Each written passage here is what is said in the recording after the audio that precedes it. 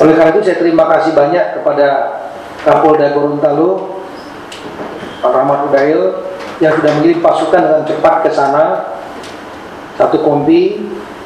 Saya minta untuk dikirim lagi 1 kompi lagi yang sudah siap juga.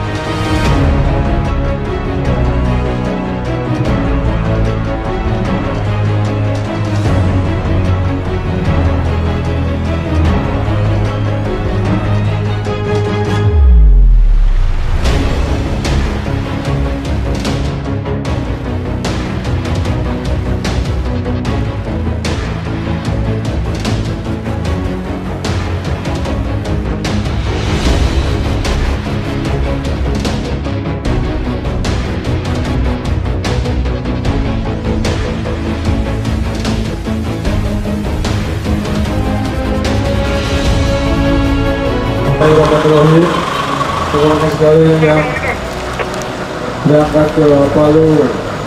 Kita doakan bersama selalu sehat walafiat di perjalanan dan sampai di tempat bisa melaksanakan tugas terbaik.